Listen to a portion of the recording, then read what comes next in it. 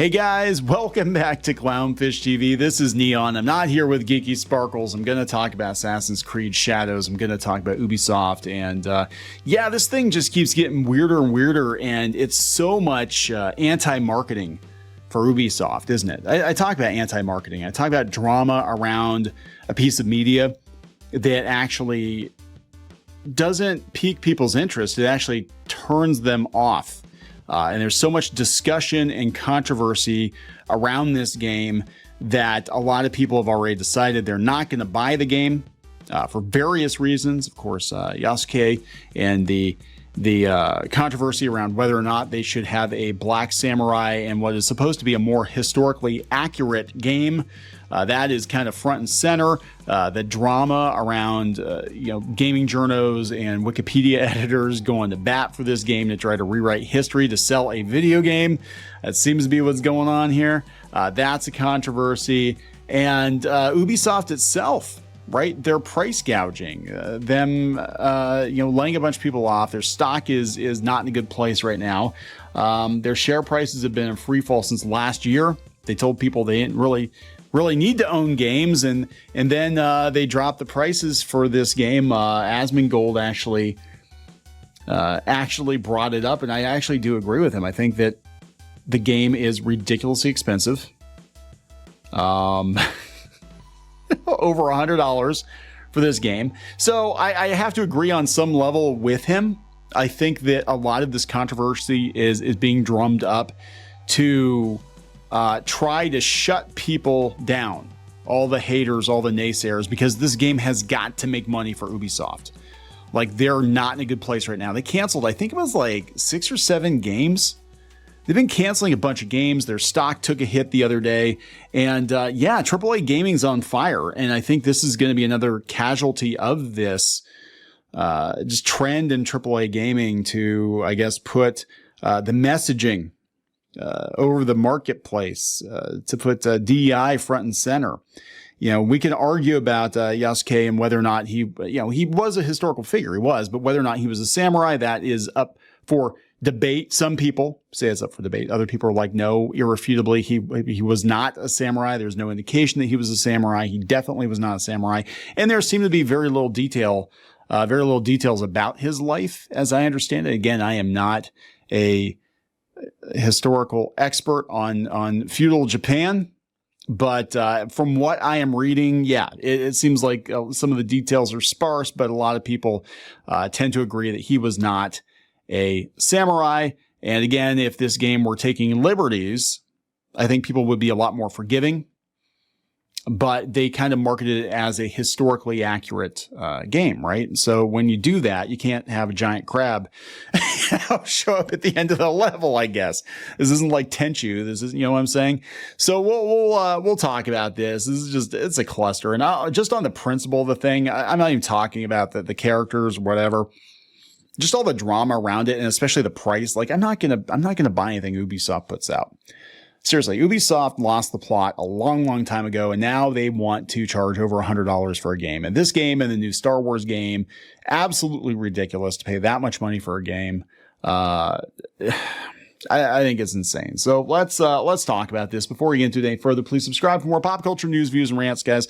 Also, we have Clownfish Gaming. You can go out there. I do more gaming news over there. And yeah, I've kind of been watching this thing with a bucket of popcorn. I haven't been super invested. I'm going to be honest, but to see the media just like freaking talking about this 30 times a day, you know, it's like, of course, we've got the friendly media outlets like Kotaku and Polygon, whatever, attacking gamers over it. And then we've got people on the other side of it being like, well, of course, Kotaku and Polygon, etc., are taking the side of Ubisoft because this is a DEI decision, obviously, obviously, but Grum's put this out. This is where it gets weird because I talked about the Wikipedia drama the other day, but apparently Famitsu, which is supposed to be like one of the most reputable gaming magazines on the planet, they were caught changing things to try to suit the narrative too. He said Famitsu edits their own article, deleting a quote from Ubisoft developers about Yasuke, was amazing here is how we see edits all across media and the web to support a narrative that was designed to be fiction and a wild insistence that games fantasy be reality, history revised in real time. I think that's what's shocking people about this. It's not that they're putting a black character in Assassin's Creed Shadows, right? That's, you know, again, this is a video game, right? The bigger issue for a lot of people is the lengths to which the media, the journos, the Wikipedia editors, everybody just kind of getting in line to support this game. Why would they do that? Ubisoft needs a massive hit.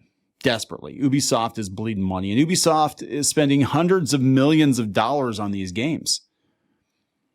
You know, I mean, part of your marketing is going to be to keep everything squeaky clean. You cannot afford another failure. Apparently, Skull and Bones, which wasn't that supposed to be the first like quadruple A game? But it was a failure. This was just 2 months ago. It said Skull and Bones attracted just 850,000 players in its first week, less than other major 2024 releases. This was supposed to be a massive game for them, and it was a failure. Look at Suicide Squad. You know, look at all the negative buzz around Suicide Squad before it came out, before even the Sweet Baby Inc. Drama. People were questioning some of the decisions around Suicide Squad, and gamers already made up their minds, and they didn't buy the game. This game is several months off, and people were already saying they're not going to buy it. Same with the Star Wars game. They're charging $130 for these games. People are already making up their minds. So yeah, would it benefit Ubisoft to spend a couple of $1 million to pay people to go do damage control? Hell yeah, it would. When you're spending, I mean, I'm not saying that's what's going on. But I know how these AstroTurf campaigns work. Disney does it all the time. They've been doing it for years. You make it look organic, but you make sure that you have people installed, or people who will take a bribe or whatever, you know, in exchange for perks at the different magazines, at Wikipedia. And you make sure that they all kind of toe the line, right? Because you cannot afford to have your $200 or $300 million game fail. That's just a theory. I don't know exactly everything that's going on with this game, but it does feel to me that this is all Ubisoft trying to rewrite history to save this game, because they need this game to save their asses. That's what I think is going on here. But yeah, this is he retweeted this one. This is Manga Lawyer. Assassin's Creed Shadow developer confessed their intention of finding a non-Japanese character to fit the Japanese period. The article is 100% real and comes from a now deleted paragraph from Famitsu. Even the Japanese website paid by Ubisoft is doing damage control. Here's the proof. You can't dodge the internet. Famitsu deleted the red line. Here are the lines that they deleted. For Yasuke, we were first looking for our samurai, someone who could be our non-Japanese eyes through. This is because we thought from the beginning the story of the Portuguese arrival would be a very good way to tell the crisis in Japan. So this is supposed to be a more historically accurate game, right? The team liked the character, and we thought we could expect to use him to discover Japan. Now, go out to Forbes, and they're like, yeah, Japanese fans are puzzled that Yasuke is in Assassin's Creed Shadows at all. They said he was an actual historical figure that lived in Japan during the 16th century and was most likely, they don't even know that. Like, my understanding is they don't even know that for sure. People said he's dark-skinned, but they don't know exactly where he came from. They said he was most likely of African origin. He would have also been around during the time period that this game is set. However, almost nothing is known about him, which in part means he's a great narrative blank slate to work with, but that also has its pitfalls. Gamers have been waiting for Assassin's Creed to come to Japan for years now. It's the land of ninjas, the epitome of stealth. Just make another Tenchu game. Just make another Tenchu. So it has always been a perfect fit for a gaming series built around stealthy assassinations in an interesting historical context. Again, Manga Lawyer, let's see how well received the latest stunning and brave Assassin's Creed Shadows is in Japan. I'm sure things are going to be fine. Oh my God. A game where black people massacred Japanese people in the Sengoku period is a perfect example of Ubi. This is what happens when political correctness taken to the extreme says, again, these are Japanese people. And there are some people that are like, yeah, what's the big deal? but it is kind of a weird, it's kind of a weird decision, right? Now, one of the protagonists is a ninja. It's a very famous and important region in Japan, many ways birthplace of the ninja. So we do have a ninja. I think that's a female character. Why Ubisoft didn't just stop with making shadows about ninjas in a series where you're meant to stealthily assassinate people somewhat beyond me. Yeah, people are like, why do we have a samurai in a stealth assassin game? You know, it doesn't make sense. However, the issues start with the fact that the other protagonist is Yasuke, and he's now a samurai. Yasuke has been portrayed in a bunch of different ways over the years in anime such as Afro Samurai, and I guess they had a whole series on Netflix. I did not watch it. I didn't know. In these works, it was clear this was meant as being an entirely fictional what-if scenario, and they're all great. Having him depicted as a cool samurai was entirely fine, as it was clear there was a great deal of artistic license involved. The issue here, this is the issue.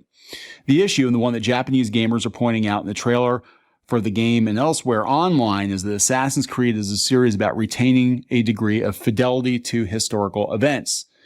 That in other games in the series, people of that locale and period were consistent with history and their varying host cultures.